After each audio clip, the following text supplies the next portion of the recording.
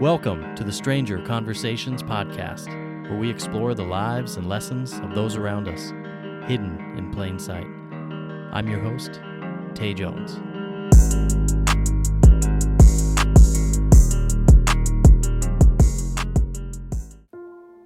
Hello and welcome to 2021. Yeah, I know it's already February and I'm not sure how that happened exactly, but I wanted to take a few minutes and do a review of the podcast from the past year. I started doing this podcast in October 2020, and it's been going even better than I had originally hoped. I've been able to talk to so many amazing people and have been able to share their lives and lessons with all of you. I put together a few clips from 2020's episodes highlighting some of the takeaways and insights from my guests. Now, obviously, they shared so much more than what you're about to hear, so if you missed any of these episodes, go back and take a listen. Based on the show's success, I will be continuing the show into this year and have many new episodes planned. I can't wait to share those with you as they become available. This year, I'll also be adding something different to the format, and the show will hopefully become a little bit more visual for the YouTube audience. It's not quite ready yet, so stand by for that, and make sure you're subscribed to the podcast and all of our social media so you don't miss out on the upcoming conversations. Our first official guest of the podcast was Toole, a veterinary nurse who had spent most of her adult life helping animals, working closely with tigers, lions, and giraffes. She's also a mother. During her episode, we talked about how caring for animals has made her a better parent. I loved her insights on how you have to be focused and intentional with everything you do. Do you think that that's kind of helped you become a better parent? Yeah, I think, I'm able to be empathetic of her. I never wanted to, never planned to have kids, it's just kind of something that happened. Mm-hmm. And that's a whole nother side story. But, they always are, right? But, and so I was like, holy shit, how, I don't even like kids. Yeah. and I still say that I like mine, and I'm figuring it out. I like today we had our parent teacher conference, and it was great. And there's, I'm like, okay, we're doing good. This is good. Everything's okay. Okay. Yeah. We'll just keep doing what we're doing. So, I would say yes. I think it gives us my animal things. It gives me patience. And even so, when I'm working with my animals, you have to be in the moment. You can't be thinking about the fight you had with your boyfriend, this morning before you got in the car. You can't be thinking about being hungry or, my leg hurts, or I can't, I don't want to go to the dentist after work today or whatever. You have to be like, I'm sitting here staring down a giraffe, asking it to move, please. And I have to be paying attention and in the moment and aware of my surroundings and aware of what's going on, and completely freeing, because the rest of the world does not exist in that moment. And you get the weight of the world lifted off your shoulders, and you get to focus on what's in front of you. Yeah. And I think everybody should find something that does that for them. Riding a motorcycle is another one. You must pay attention. You cannot be wandering and worrying about things. You have to be in the moment. Mm-hmm. So I think I've been able to do that with my daughter, when she's having a complete meltdown, or she's telling me a funny story, or whatever it is, I'm able to. Or the same funny story 10 times in a row. Yeah. Or the one funny story that lasts for 10 hours. Yeah. And you're like, yes, wow, okay, yeah, yeah. And so being able to focus, I think, and take in the moment and not be, impatient and frustrated about the rest of what else is going on. I think that definitely is something that's helped with my parenting. Kayla and I also talked about being passionate and invested in how you make an impact in the world. I think we can all take this and use it in our day-to-day life. And, people can be passionate about anything. I can talk to someone who says that they're an accountant And I'm like, oh, wow, do you love it? And they're like, yes, I get to meet all these people and do this and really get to know them through and help them through these hard times. Right. And it's great. Awesome. Yeah, more power to you, right? Because we're not all built that way with No, but the like accountant that's gene. great. But if someone's like, oh, I hate my job, I hate this, I'm like, I can't talk to you. I'm sorry. Mm-hmm. I don't have anything to relate. So Yeah. I think it's just about finding what moves you and what you can. I mean, it sounds like the cheesiest thing in the world, but like, how are you going to change the world? Whether your world is, your tiny corner in, the bottom 2/3 of Southeast Napa, or your world is the actual world. Your actions and your job and your career has an impact, and I think it's important for people to be invested in that. In episode 3, I talked to Amanda Wheeler. Amanda left her corporate career to follow her passion. She now works for an organization called Street Dog Hero, saving dogs around the world. We talked about following passion instead of money and how that has had a positive impact on her life.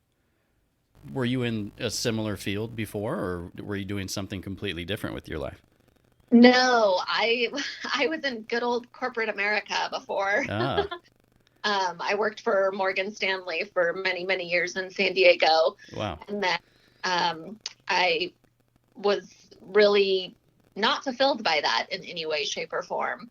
So I decided to quit my job and pack up all my stuff. And I was born and raised in Bend, so I moved back to Bend.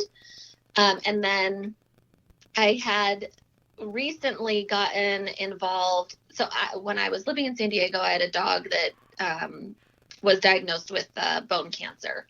Okay. And through that, I ended up finding through his doctors and whatnot, I ended up hearing about this organization called Best Friends. And they're the nation's largest rescue, actually. Okay. And they have a sanctuary in Kanab, Utah, where you can go and volunteer and work with. They have all sorts of animals: horses, pigs, parrots, dogs, cats. Wow. They take a lot of really hard to place animals, like they took all of Michael Vick's dogs, actually. Oh, really? Yeah. So after my dog passed away, I ended up going there and volunteering for a week, and sparked my. I was kind of like, oh, I think I really like animal welfare. Yeah. So then I started volunteering at the Humane Society there, but then shortly after that, I ended up moving back to Bend. So I knew that I wanted to become involved with the shelter here, but kind of more on a higher level, or where I thought that I could contribute more, which at that time was more in the financial sector. Mm-hmm. With my Morgan Stanley background. So I ended up applying to be on the board of directors at the shelter here and getting a position there. So I did that for a few years, and through that, I ended up meeting a gal who was involved with Street Dog Hero because her passion, she had traveled to, I think it was Aruba, and had seen the dogs there and had helped there, and so she was involved with Street Dog Hero. So that's and then they were looking to expand and needed more help, and that kind of ended up being the bridge to that. And I just started doing their social media and things like that, and then eventually I ended up having that be my sole job. Yeah. So packing up, probably a very lucrative job with Morgan Stanley down in California, and just packing up and moving back home to Bend. But that was before you actually had another job lined up? Oh, yeah. Yeah. So that was probably scary, huh? Yeah, it was very. I had decided I was going to get my real estate license and try that. And then, I had saved up some money, and I was just going to roll the dice and see what happened. Yeah, and where do you think, you would get the courage to, just up and completely change your life? Was it more you weren't happy where you were at Morgan Stanley, or just that you wanted to pursue something totally different? I think it was a combination of the two. I mean, I felt like I was at a dead end kind of with my career. There was really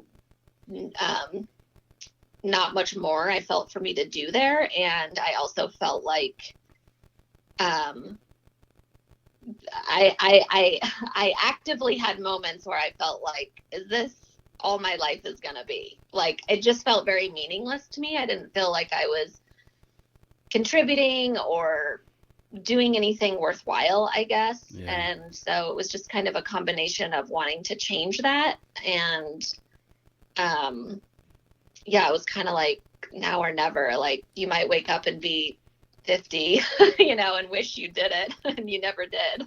Yeah, well, I think that's important, to find something, that you're passionate about and actually, take the step, a little leap of faith to go down. It sounds like everything worked out in the end for you. Yeah, it definitely takes a leap of faith for sure. I mean, I have lots of friends who, are kind of stuck. Like, I feel like my generation, we're still in the, like, you need to work to make money. Working isn't for fulfillment or, your passion in life. Like, that's your obligation to support your life or your lifestyle. So I feel like I have a lot of friends who are stuck in jobs that they don't like or they find unfulfilling, but it's really hard to transition that out of that. And it's really hard to find a job. I mean, depending upon what it is, of course, it's very hard to make a decent living in animal welfare for sure. Yeah. Yeah. I think as you grow older, and you get more life experiences and do different things, you kind of work yourself up and you kind of really realize what's important in your life and take those next steps, those leaps of faith to kind of get yourself into what you're passionate about.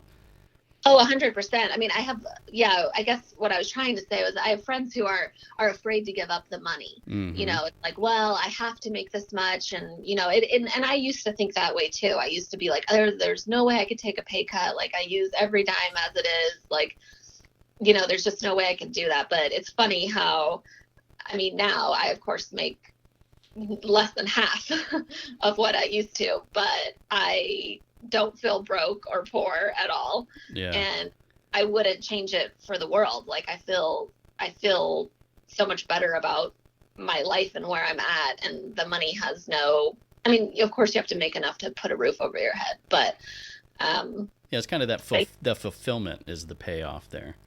Yeah, exactly. I wouldn't, if someone said, oh, well, you can go back to making double, and I would never trade that. So I wish that people could kind of get out of their, this idea that, like, I have to make X amount of money, kind of thing. Amanda continued this theme of doing what you love and making a difference in the world. She'd love to encourage people to take risks in their life for a larger purpose. To me, every dog that goes to a home, that's a success. Yeah. Yeah, that's great. And do you think you'd be doing this, at least working in the same field, if money was no factor, you could do anything in your life? Is this what you would be doing? Oh, absolutely. Yep. I wouldn't change it. Yeah. Yeah, that's great. Yeah, I can definitely. If I was tomorrow, I'd be doing the same thing. Well, that's good. I guess that's how you know whether or not you found, your thing in life, right? If you'd still do it, no matter about the money, which it sounds like, you were willing to give up the money to come give it a shot. And I'm glad that it's something that, is working out for you. Yeah. Yeah. And so if someone was going to find out more about Street Dog Hero or to help you guys out, is there donations? How does somebody become a foster parent? Like, where do they find that information? Yeah. So everything's on our website, www.streetdoghero.org. And we have a foster tab on there that talks all about fostering, and there's a link there to our foster home application. We also have all of our available dogs up for adoption there as well. And then, of course, you can access the application there. But yeah, I mean, we survive 100% on donations. So, Yeah. you know, what's really helpful is people following us on Facebook and Instagram and sharing our posts and helping us spread the word, kind of. And, you know, and yeah, I mean, we can't do what we do without donations. So absolutely. Right. And it's, you know, it's everything from money to time. You know, we have people that are just drivers. They drive dogs from Portland to Bend, or we have foster. There's all sorts of different things people can do to help. And it all matters and makes a difference. Yeah, absolutely. Well, hopefully this podcast can help you guys out a little bit. We'll definitely link, you know, all the website and everything that you're mentioning here, you know, on our stuff, and hopefully, hopefully people could listen to this and, you know, get to hear that passion that you have for what you're doing and for the dogs and everything that you're saving around the world. Yeah, maybe I can inspire someone to quit their corporate job and just take a risk. Rob Mariano, a.k.a. Boston Rob from Survivor fame, shared his life with us on episode 4. This episode was full of interesting stories and insights on life. One of the things that struck me the most about Rob was his passion for family and his upbringing in a largely family-centered home. I loved hearing a more personal side of Rob that you may not hear in other interviews. This is what Rob had to say about what family means to him and how important family is in life. What does family mean for you? Yeah, family's everything. It's the most important thing to me. You know, I grew up with a strong sense of family. You know, my parents had my brother and myself, and we always did things together as a family growing up, and that was always instilled. You know, I come from an Italian-American family. My grandparents were immigrants, and, you know, a lot of it is like stereotypical, like every holiday, every birthday, every occasion, we were always together. And you know, ironically, this is the week after Thanksgiving, and we just got together for Thanksgiving up in Boston. Despite the pandemic, everybody, you know, took precautions to be safe and get tested and everything. Yeah. But we were able to get together. And I try to instill those same values in my kids, and we do lots of activities together. Life changes, you know. You have three boys. You know how much your life changes when you have kids. You know, it's not your own anymore. Yeah. And you know, I'm grateful that we're able to spend the amount of time we do with them, and to have the adventures and sharing that together. Yeah.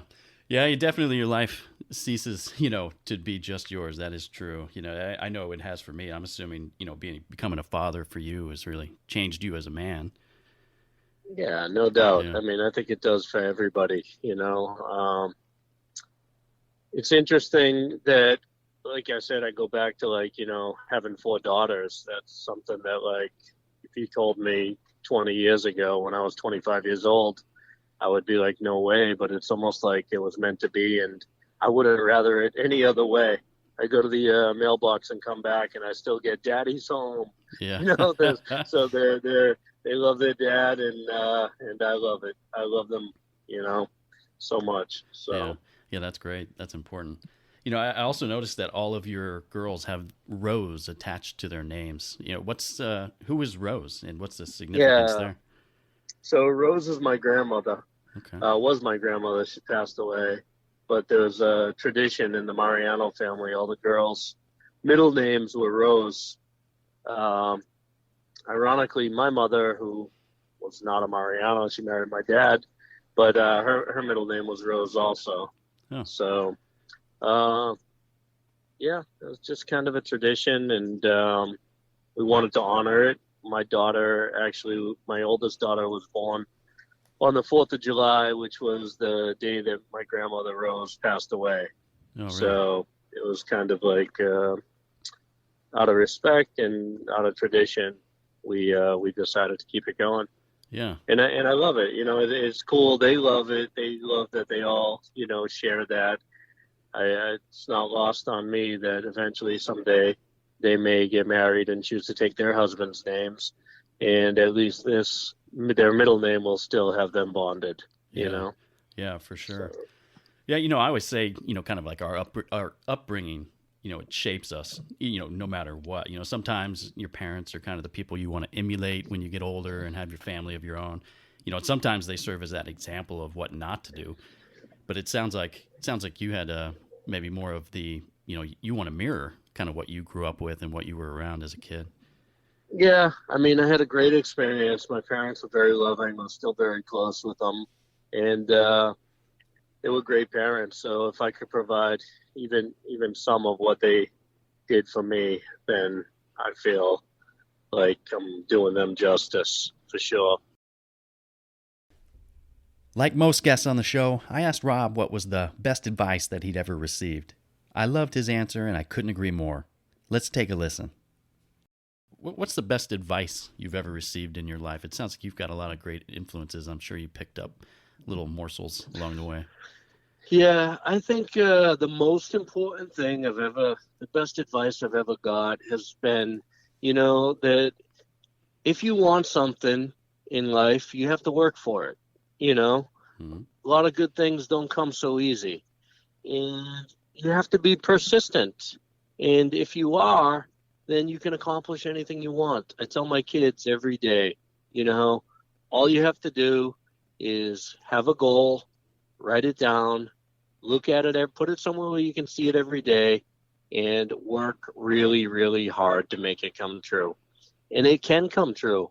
But, we live in a generation now where everybody wants everything fast and quick, and it's the millennial way. And I truly believe that there is something to be said for the old school grind of just keep working at it, because persistence does pay off. Moving on to episode 5, I talked to Lindsay Richter. Lindsay is a professional mountain biker who now owns and operates a business called Ladies All Ride, where she empowers women to get on mountain bikes and conquer life. She too, like Rob, was a contestant on Survivor. Being on Survivor sparked battles with depression and self-esteem, which she still works on to this day. Through the process of healing, she learned how to find confidence and pass that on to other women. Here's what Lindsay shared about dealing with her struggles. Well, and you asked how I coped. It was Yeah. really, it really did a number on my self-esteem, just the public ridicule. And like I said, the internet was pretty fresh, so there was no social media. What was popular on the internet were chat rooms. So we all would go on these chat rooms and kind of just read what people were saying about us, but it was pretty cruel. Yeah. And I definitely went into a funk. I've always dealt with some low self-esteem and some mental health issues with depression when I was younger. And this sort of kicked it back into high gear. And I was pretty humiliated. I was getting recognized in public a lot. And people would just have no problem running up to me and saying, "Oh my gosh, you're Lindsay from Survivor. I hated you." Oh, wow.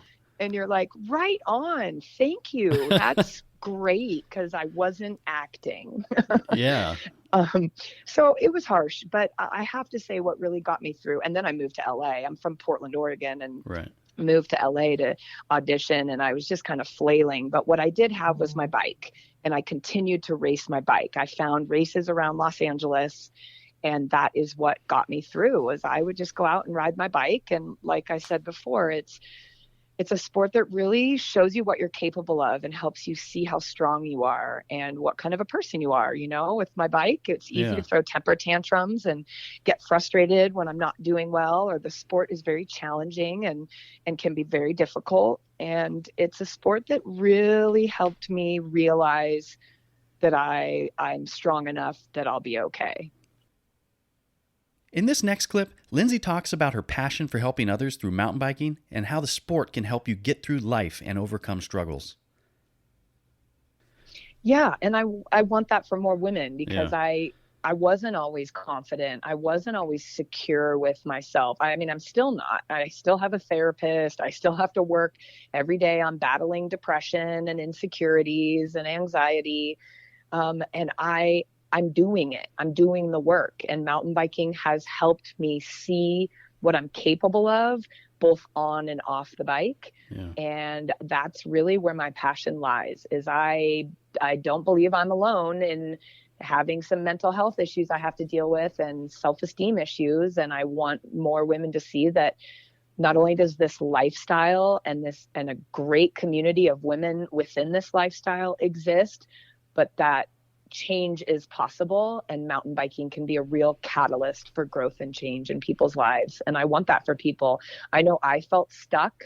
I know that I felt like aspects of my personality were unfixable, like I was broken. I've dealt with some trauma that I felt broke me, and it's kind of like mountain biking. I have fallen and gotten hurt, and then I'm repaired. I repair myself, and I work hard at repairing myself. And it's just really taught me that life is like a sport. You're never going to get better at it if you don't practice and make a conscious effort to understand it better. And so by using mountain biking as that tool for understanding yourself better, I hope more women will see that it doesn't have to be a scary sport. It can actually be a life-changing activity. Yeah. I definitely don't think you're alone with, struggling with some of those, things in your life. And I think especially, nowadays with social media, I think it's probably more common in, even for women, young women to feel some of those self-esteem issues. But it is really important that people talk about it. A lot of people bury that. So I think it's great, that you're very open and honest about, some of the struggles you've had and about what you're trying to do to change it. Sometimes people just need to hear it, even if they're not ready to talk about it themselves. Part of that healing process is listening to other people, knowing that they're not alone, even if they don't want to admit it yet. Yeah, it's funny because as much as I want to say I hate social media, because I think it can be so negative, especially for the younger generation, the way you can compare yourself and start feeling not good enough or fear of missing out. Just there's a lot of negative things that can come from social media. I'm lucky enough that at 46 years old, I don't get caught up too much in that because I'm using it as a platform to be real and honest. And I'm trying to reach women and mountain bikers. I'm not trying to be popular on the internet. I'm trying to really create change and make a difference. And I realize that if I'm asking people to come to my clinics and put themselves in a vulnerable position, that I better also show them that I am no stranger to putting myself in a vulnerable position. So a lot of my social media posts, I have these themes. One of them is Motivation Monday, which a million people have, but mine definitely relate mountain biking to life. And I talk about shame and embarrassment and the things I've gone through. And I don't really give advice per se. I just tell stories of what I've gone through and how I've gotten through it and how I relate it to mountain biking. Therefore, I feel like more people are going to trust us, that we're good, passionate coaches because of our ability to be real and vulnerable and not intimidating. I mean, the sport's intimidating enough. I don't want people coming to our camps thinking that we're a bunch of badass mountain bikers who have big egos and are going to go huck our meat off these big jumps and show off. We're not like that. We're a bunch of humble women. Most of us are in our 40s who just want to see women inspired by this sport. Yeah. Being real, people pick up on that very easily. It's very easy to see, even on social media, today's world, everything's, abs and breasts, it's crazy. But I think when people do show the realness of them, they kind of overcome all of that. And I think probably most people, those are probably some of your most popular posts, when you're being real with people. Totally. Yeah. They're frightening for me because it is vulnerable. And, that's where I get into trouble, is if I put something really emotional up and then I feel like I didn't get enough likes. That's where I have to be careful and not judging myself based on likes and interactions. And that's, I think, what is most damaging about social media, especially someone in my position who we have sponsors and we represent these brands. And part of that means they look at our social media and they see how many people are watching us. And there is pressure to perform online. And I'm pretty clear with a lot of my sponsors. I'm lucky in that I've been doing this for so long that I've developed really great relationships with companies. So I'm not just some influencer that they see online. They truly know me. And I'm really clear about, I don't want my life run Yeah. by social media. I don't want to be judged by my social media. But I mean, that's part of the reason I'm still in therapy, because I still get sucked in and think, oh, I didn't get enough likes. Nobody likes me. I'm going to get dropped by all my sponsors. And I find myself going down that spiral of comparison and feeling like I'm not enough. And then I have to really step back and go, this is all happening to me right now because of social media. Mm-hmm. And I do not want to go down that road. That is not who I want to be. Lindsay also broke down why she is focusing on helping women specifically and how women are stronger together. It saved my life. It's a sport that after Survivor, I felt a little lost. Like, what do I do now? I was just on TV. Do I just go back to work and just get a regular job? Yeah. It's something in me just said there's more for me out there than just working for someone else. And mountain bikes, they have this crazy way of teaching you what it feels like to face fear by learning what needs to happen to get through something. Like in mountain biking, you can't be thinking thoughts that are negative and debilitating. You can't stare at a rock in a rock garden and imagine what your face is going to look like if you hit that rock. That's not going to, that's not going to help you, Yeah. So you have to look ahead and only allow thoughts that keep you moving forward, thoughts that serve you. And through this process of learning to teach and kind of regaining my self-esteem, I realized how much the sport related to life, and how many women it wasn't being addressed. Anything you saw in magazines or on TV that had mountain biking looked very extreme, because that's what sold magazines, was someone doing a huge canyon gap, where if they fell, they would die. And I felt very frustrated that women are probably pretty scared of the sport because of what's being marketed. So I set out on a mission to help promote the sport to women using the emotional component, and how I was very clear about it is a scary, dangerous, challenging sport that can change your life because it can show you what you're made of and help you find strength and power within. Yeah, absolutely. So have you had any instruction, from males, and if you got any of that, kind of what missed the mark, why, why women, like, what is it about, women wanting to learn from other women? What do you think that is a big part of it? Do you think it's more of a comfort level, or is that kind of like just part of the sisterhood? I think it's kind of both. I think in my experience doing this, men and women are different learners and different teachers. Yeah, for sure. If you've ever read the book, Women Are From Venus, Men Are From Mars, Women Are From Venus. I mean, I feel like that reigns true with learning sports. Men tend to be more kinesthetic learners. They want to just do it and feel it and experiment with it, where women tend to want to understand it and really hear what needs to happen and develop an understanding and then try it. Women, I think, need more details, and female coaches tend to give more details. And it's a fine balance between saying enough to help them understand, but not saying too much to overwhelm them. Yeah. And in my experience, I've been taught by, both my certification courses were taught by men, and they were awesome coaches. But my husband, who is now my ex-husband, that's a whole nother story of a hard time in life. But he had been doing it for so long that he really didn't know how to put it into words. But once I learned to coach and started bringing these ideas back to him, then he would start to think, oh yeah, I guess that is what I'm doing. And then maybe this and maybe that. And it sparked conversation and thought. And then I just started asking pros constantly questions all the time. Like, well, what do you think you do in this situation? And what do you think you do in this situation? I just wanted as many people as I could get information from to tell me what they thought they were doing, especially the experts. But back to the men and women thing, it's also an ego thing. It's, we talk about at our camps, there's no egos here. We're all on the same level. We're all here to just enjoy mountain biking and find a deeper meaning in the sport and learn skills to keep us safe. But it's also very hard and it's a very vulnerable thing to put yourself out there in front of people and try a sport that you might not be good at right away.